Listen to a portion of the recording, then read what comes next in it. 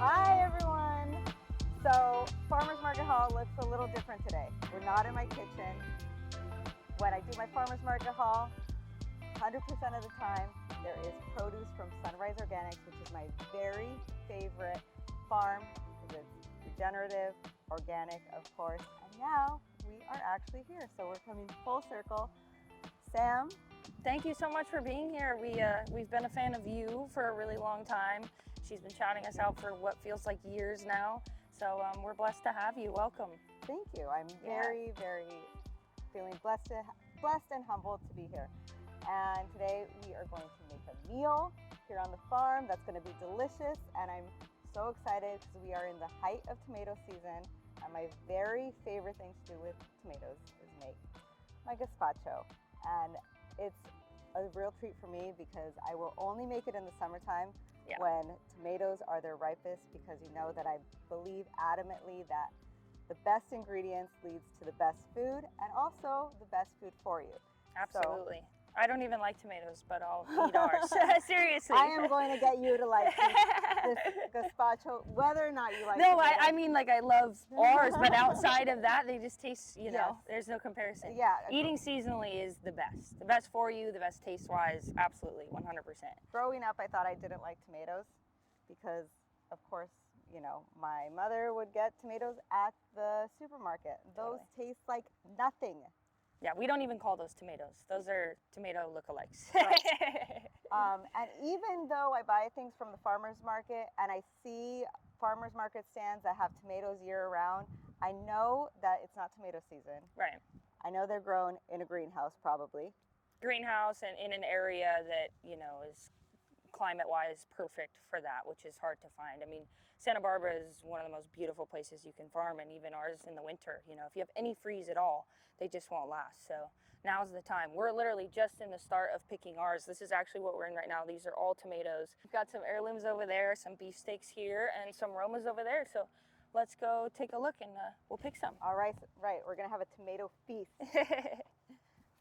Perfect. So it looks like this little guy, big guy, of red. right down there. Yeah, that's what you're looking for, color. Ooh, jackpot. Oh my God, it's huge. Beautiful.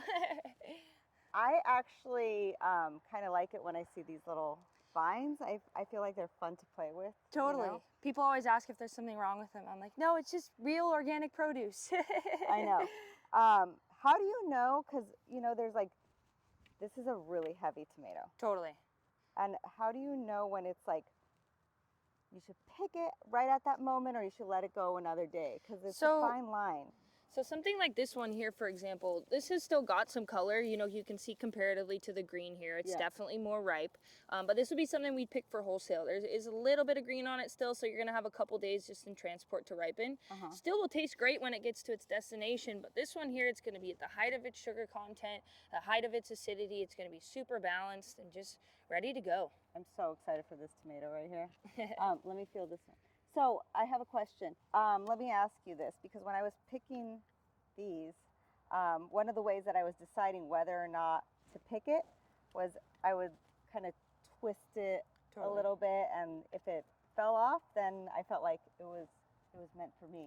Totally. But is that a good way to think about it? Or, yeah, you know? Absolutely. I mean, nature is intelligent. You know, it's they know when they're ready. These guys are going to be holding on a lot harder than these. You know, and also as it gets heavier, the more it ripens, the more the sugar takes over. You know, it legitimately gets heavier. Like you said, this really ripe heirloom there, you can feel the weight on that. So naturally, yeah, it's just going to come off when it's ready to go. The plant's made peace with it, and it's ready for you to have it. Can I do an experiment here with this one? Let's see. Okay, I'm not going to pick that one because I did 2 twists and it didn't let it go, so it's not right. That's a great test. I like it. You're hired. The intuitive tomato picker. I like it.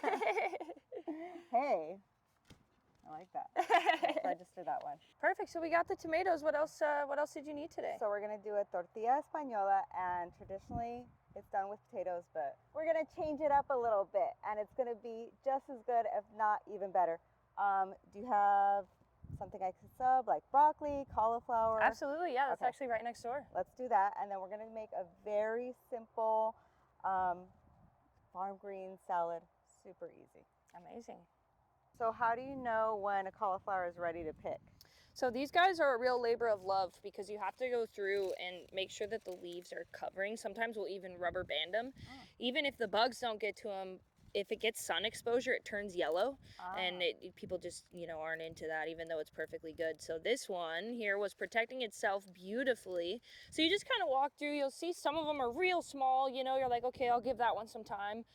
The bigger it gets, the more bugs it's going to attract. So typically like your medium size, just open up the leaves there, and then you're just gonna cut it right out. Ideally you'd have a big old knife, but you got it. Thank you. Yeah, totally. It was ready. It meant to be yours. Look at how beautiful. So unfortunately I have to go, but it was really good meeting you. Like I said, we've been a fan of you for a really long time. She's legit, guys. We endorse her 100%, and I don't say that about a lot of people. So thank you for spreading the word, for talking about agriculture, the importance of good food. It's something that needs to be talked about more, and we appreciate it. And thank you for coming out. You're welcome anytime. Absolutely. I really appreciate what you do. Thank you for harvesting our ingredients for this beautiful meal we're going to have. I'm so sorry you can't make it, but we're going to have to do it again then. I'm sure I'll hear about how good it is from everybody else. All right, then let's get to cooking. Sweet. Thank you so much. Thank you, Sam. Check out my kitchen. How fun is this? All right, so you guys know that part of having an enjoyable experience in the kitchen, part of knowing how to cook well, effectively, is making a good use of time. So we are going to start with roasting the vegetables for the Tortilla Española in the pan, so those could get going, and then we're going to move to the Gazpacho, which is so fast and easy to make, and it's so delicious. Have I said that enough times? And then we're going to do the salad, the dressing, just while the tortilla's cooking up. All right, so you're going to see it all happen right here. So I'm going to heat up the cast iron first. I'm going to be using my extra virgin olive oil from my friend's Uncle Birch. This is the finest olive oil you can get in California. Arabosana olive oil, Spanish variety, olives grown locally in California, dark bottle. That's what we want to see. All right, so let's fire up the cast iron first. So while this is heating up, because I've told you, you heat your pan first, then you heat your oil, then you add your vegetables. So that's heating up. I'm going to start chopping. So I'm going to start with these beautiful torpedo onions. You can use any onions you want, but this is what we've got, and this is what we're going to use, and it's going to be delicious. Let me unwrap these, and I'm just going to slice these down, just like that.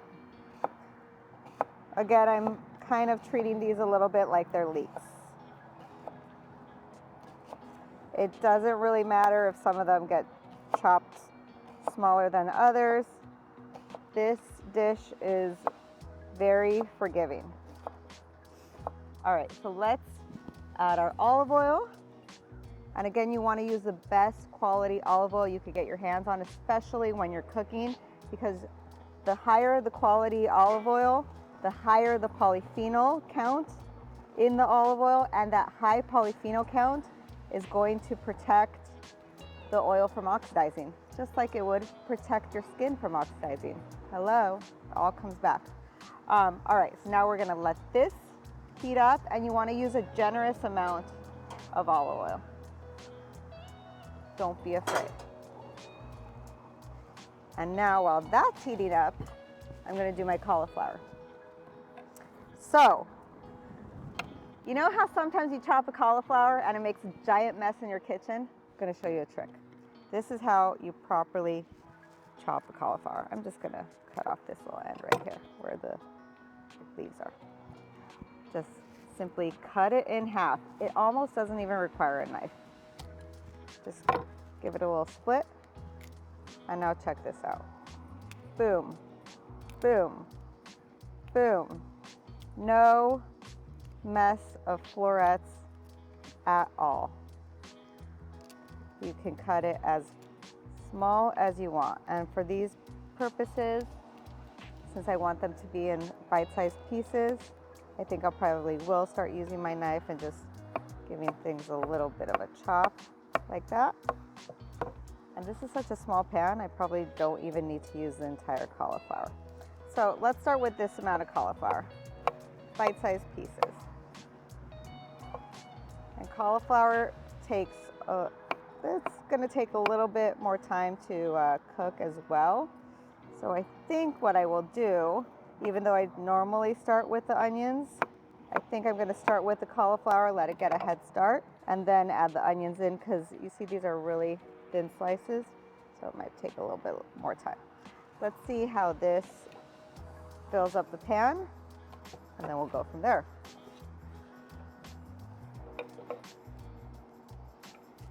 I think I want this. I'm just going to improvise here, and if I see some pieces that look a little bigger than I would like, I'm just going to give them a little crumble right there. Because, you know, the smaller the pieces are, the faster it'll cook. There we go. Good. All right, let's give this a stir. All right, like I said, those are gonna get a little bit of a head start because that's gonna take a little longer to cook than the onions. All right, let's continue. I'm gonna push these onions over to the side until we're ready to add those in. All right, my favorite part, the gazpacho. And like I've said, the best ingredients make the best food. So let's use the very best of these, and we don't need to use a lot. I am going to just take the stem off, especially these smaller ones. Maybe give them, just give it a cut. Just take off that white. Throw that in there. Throw that in there. The funny thing about gazpacho is a lot of people think they don't like it. And the people who think they don't like it, I'm willing to bet, have had a gazpacho that tastes more like salsa and is more of the texture of salsa than what a true gazpacho is. So, like I mentioned, you want a lot of olive oil in this gazpacho. So we are going to use a lot of olive oil. And you will get a recipe, but here, you are not going to see me follow a recipe. I am just simply going to eyeball this, and the best way to learn to cook is by experimentation and taste. These peppers, which I roasted yesterday, remove the skins from, and it's so important, in my opinion, to use roasted peppers, because not only does it removing the skin and the seeds, remove any inflammatory elements of the bell peppers, but it also makes them so much richer in color, so much more flavorful. Definitely take this step. Let's pour it all in there, get all that stuff in there. The liquid from it, everything. And now another thing I do differently from what many people do in their gazpacho is I do a garlic confit. Garlic confit will remove any bitterness that is contained in garlic, and it makes it a little sweeter. And again, the olive oil. I love to use, I wish you could smell this olive oil, this garlic confit right now. So let's do about this much garlic. And I think I'll do one more tomato. Why not? How could you not use tomatoes that look like this? And then here's another magic ingredient that you need in your gazpacho. You could substitute red wine vinegar or even a white wine vinegar, but if you want it to be authentic, you gotta use vinagre de Jerez. This is sherry vinegar.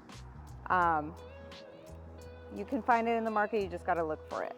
This one specifically I got in the gourmet market. So I'll do just a dash of this. You wanna be a little careful with it because it could really give it a bite.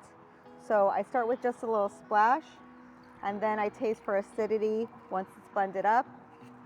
And if it needs more, then we adjust. And of course, we need salt. So let's start with about a teaspoon. And again, we will reassess once it's all blended. All right, you see how simple that is? Oh, and freshly ground pepper. I ground this at home. I'm just gonna do a little tiny bit. Let's cover that up. Just gonna give it a little push here. Oh, I can't forget a crucial thing, Spanish saffron. There was Spanish saffron in the garlic confit, but in my opinion, you can never have too much saffron. Pick a little pinch of some threads. Again, this smells so good. Let's cover that up. Blend it up again. So look at this. Look at the color.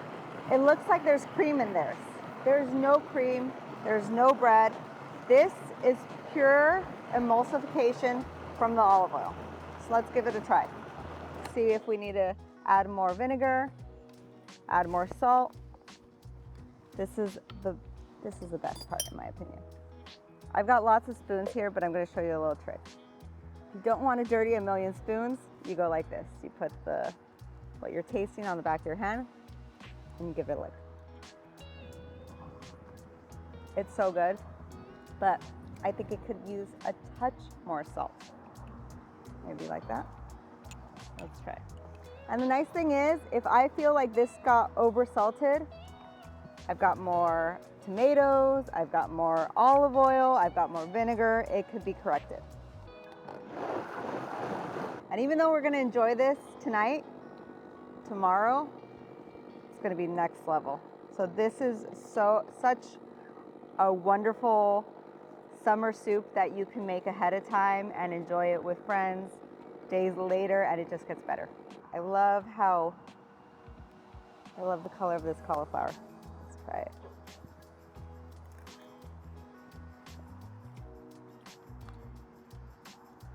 That is gonna be good. Okay.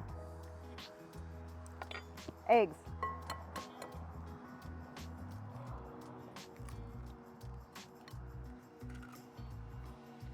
You're gonna use 6 eggs, but it really doesn't matter. You can use 5, you can use 7,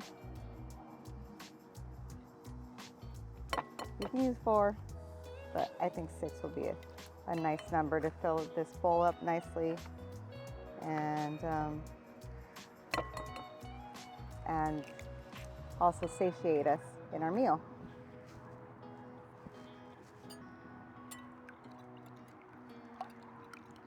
Now sometimes I salt the eggs. Today I'm not going to because that's pretty salty, so I'm just gonna let it be and just let the salt from the vegetables do the work of the seasoning. See those, how you can see the little bubbles? That's good.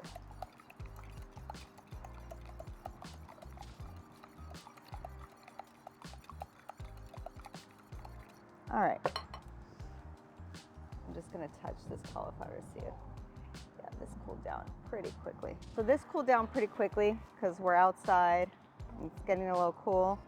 So I am going to now add these vegetables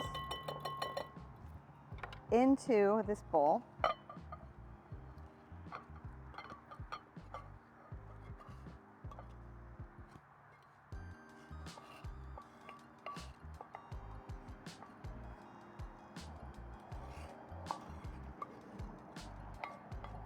And we're going to stir it to combine.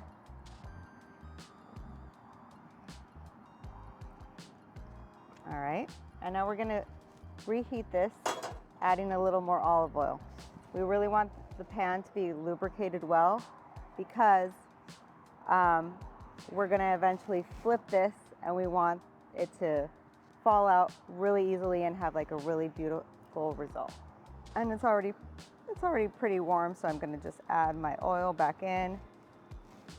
And again, we're gonna make sure we have enough so that the tortilla easily falls out when we flip it. This career that I have now has been so organic for me because long time ago I read that flow is where your skill and your passion intersect, and this is truly what this is. I have been a passionate and, because of that passion, skillful cook for a very long time, and I'm very passionate about teaching people how to cook well for themselves in a way that brings them to optimal health, feeling great, looking great from the inside out. And to me, this is just so fulfilling. I never expected this to become a career. This was just me having some fun and showing my friends what I was cooking for dinner every night with my 3 preschool-age children, just trying to survive at home. And it just took off from there, and it's been nothing less of wonderful for me, and just a pleasure. So you see, I'm gonna add this all in right now. Now the egg mixture with the cauliflower and the torpedo onions is kind of like swimming in the olive oil, but in a moment that's going to solidify. And again, we're going to use this little pan to kind of help get it going along the way. So we're just going to let that hang out. I've got the heat on, I think it's about medium. Use your instinct, and you see right here on the edge, I can see that it's starting to solidify. The eggs are starting to cook. That's what we want to see. I'm just going to turn this because I can see from that it's getting more heat on this side, probably because of the wind. So I'm going to just keep an eye on that and turn it every so often so that this cooks evenly. This took a couple minutes. All right. Now that I can see that I've got like a cooked edge pretty much around the perimeter of this, I'm just going to put the lid on it, help it solidify along the way. And let's use our time properly. Let's make the salad dressing first, then we'll do the salad. Maybe have a glass of wine, I don't know. So when I do a salad dressing, everybody has a different ratio of acidity to fat. And when I talk fat, of course, I'm speaking olive oil. You can also use avocado oil. Some people do that. In my opinion, olive oil is the best thing to use for a salad dressing. So my acid is going to be, in this case, these lemons. I'm going to give it a roll to kind of loosen up those juices, get it going. So I am going to use double the amount of olive oil to the acid that I'm using, which in this case is a lemon. And let me just squeeze some lemon in here, and I'm turning this, holding this upside down just so that any seeds that are likely to fall out don't. And a lot of times I like to use 2 kinds of acids in my salad dressings, a vinegar and a lemon juice, and it doesn't matter the ratios. But what happens when you use 2 types of acids, the vinegar and the citrus, is it touches on all corners of the mouth. Citrus is registered in the front of the mouth, front palate. Vinegar is registered in the back of the mouth. So you get this full body taste of the salad dressing that makes it like, people always say to me, why is this so good? What'd you do? What'd you do? What are the ratios? And the ratios are very simple. They change all the time as far as how much vinegar versus how much citrus, but what they're tasting is that full body flavor that you get from using 2 types of acids. So let's do just a little splash of the sherry vinegar, vinagre de Jerez. You don't need a lot. All you need is a little taste to get that full body flavor. And I don't like to use too much sherry vinegar because it's very, very pungent. Some people like that. For salad dressing, I think I like to keep it a little softer. I like the lemony taste. So I'm just going to guesstimate about almost double. There we go. And then, of course, our salt. So let's start with this. If you're not sure on salt, start with less, taste it, reassess. And where is that pepper? A little pinch of pepper. And again, the emulsification. A lot of people use mustard to help emulsify. You can totally do that, but it's actually not necessary. All you need is a whisk.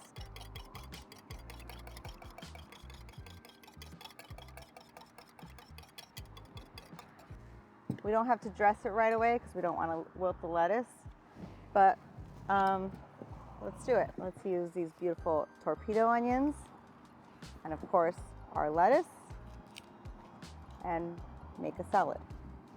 Let me just clean out this bowl. All right, here we go.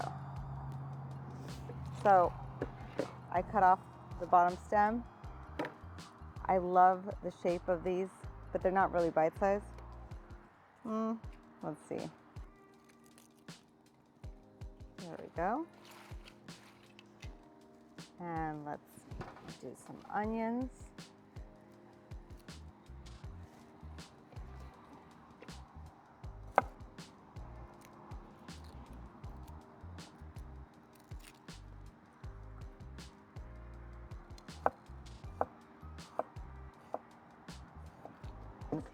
I'm just gonna kind of do a little press them as I add them to the salad so that no one gets a whole mouthful of onion. It'll be nice little rings, like onion rings, but not fried. Let's see. Definitely need more onions, definitely.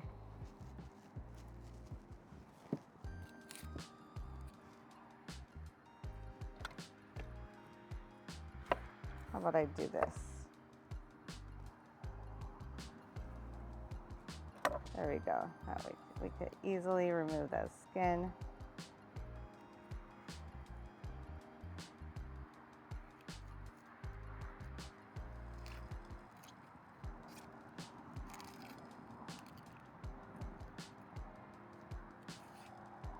I'm hearing the tortilla talk to me, so let me take a look at it.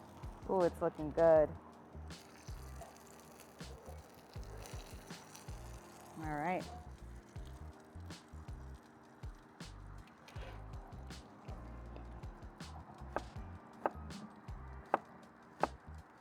It's really smelling good. You've got to use all your senses when you're cooking. Your sense of smell, obviously, but also your ears too. You hear things sizzle, you take a look, you see how things are going.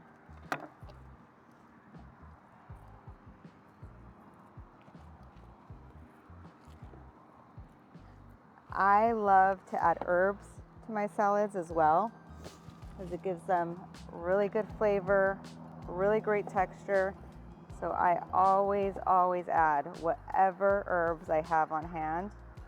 Soft herbs like parsley, I add mint to them sometimes, cilantro, whatever I've got, I add in. There we go. Now, it's tempting to want to add the tomatoes, but I want to eat these tomatoes on their own because, hello, I don't want to, I feel like this tomato needs to be eaten alone, and I really want to try it right now. May I? All right, I'm gonna give it a slice. Oh my God, look at this. Let me add a little bit of salt. And this wasn't planned in the meal to have straight up tomatoes, but we're gonna have straight up tomatoes with a little bit of Maldon, flaky sea salt, some olive oil. Right now I'm just gonna try it like this.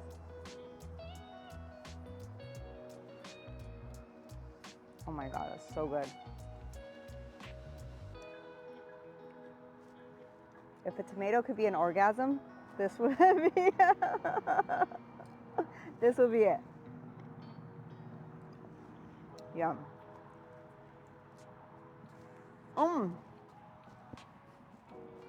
So good. All right, let's check on that tortilla. I think it's almost done. It's gonna be my little cheat. This is just a cake tester. Nope, not done yet. Almost, we're getting there. We are getting there. So you want, just like a cake, you want it to be solid when it comes out. Let me raise the heat just a little bit. I'm gonna turn the pan. And then that's gonna be it. I picked up this wine on the way, this Grenache from Sunstone. It's an organic winery. So let's open it up. This is just a nice Grenache. So fun to cook with wine, right? And we'll enjoy more of this at our dinner. That's delicious. Okay, let's plate up these tomatoes that really need no accompaniment.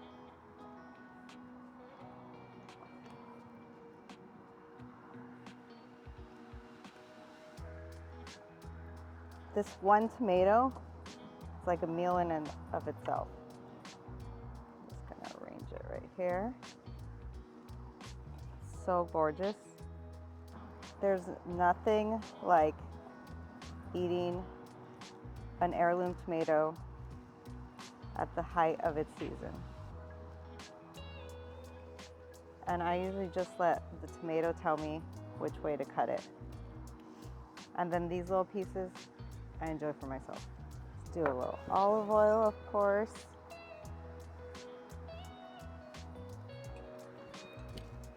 And a little flaky sea salt.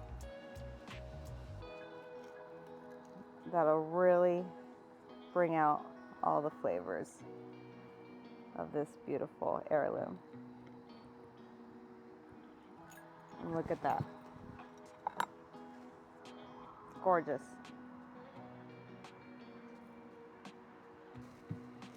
This right here came from my grandmother's kitchen. This says para volver la tortilla, because when the tortilla is done, you flip it, and hopefully it all comes out in one piece, and hopefully it's all beautiful, and you serve it right here. And you see there's a special handle so that you can flip it properly. So we'll be doing that. Let's take a look. Oh, it's looking good, you guys. It's looking good. And dress the salad. Just give it a quick little whisk. And you see how this maintained its emulsification? Did not separate at all because we whisked it properly. That's all it needed.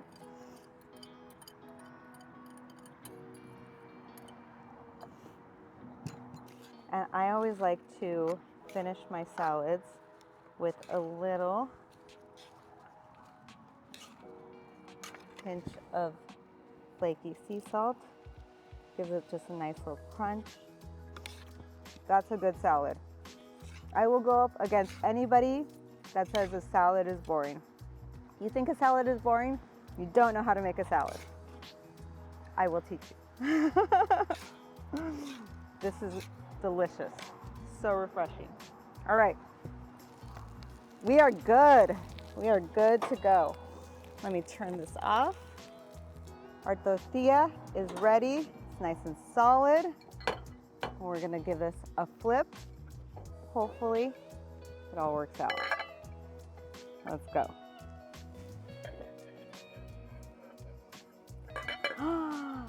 We did it. It's a little done on the top, but you know what? We did our best. Outdoor kitchen, it's still gonna be delicious. All right, here's our tortilla. I don't have a fork on me right now, so I'm just gonna give it a try like this.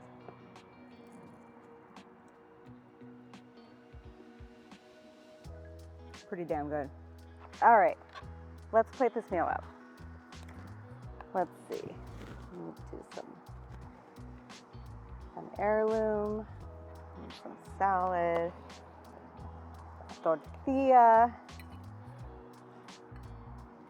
and of course, some gazpacho.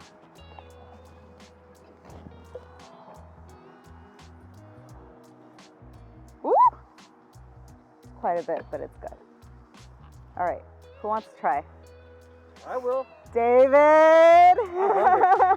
Let's try this. So, David and I went to elementary school together. Yes, we did. And now here we are back.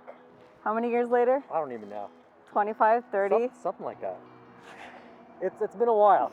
It's been a while. Class of 95. Well, I haven't seen her since 8th grade. San Put it Gabriel that way. Mission. Since 8th grade graduation, this is the first time we're seeing each What should other. I try first? Go, do the gazpacho. Should I drink it or? Drink it. Okay. Drink it. Mmm. You like it? Good. Is So it good? Does I it? know you guys are jealous. I'm gonna have some with That's you. so good. I'm gonna have some with you. Let me see. Let's try salad. I think you need some wine too. Mmm. What do you think? Tastes so fresh. That Plus, it lettuce tastes is amazing, awesome. right? Yeah. Thank you. So crispy. Mmm. I've been staring at these tomatoes. I all know. day. Tomatoes are the star of the show here. It doesn't even need anything on it. I know. Tomatoes. It's so good. I gotta make myself a plate too. What am I thinking? My first Spanish tortilla. Here we go. Oh wow. Into it? So simple. So simple. And so good. So good, right? Doesn't take much. All you need is the best stuff. That's So it. That's it. Here we go. Eating at the farm. Cheers. Cheers. Thank you so much for cooking. Thanks for filming. Of course. Thank you, Sunrise. Thank you, Farmfluence. You guys follow Cook with Anais for the recipes, for the tips, for more good stuff. Grateful here.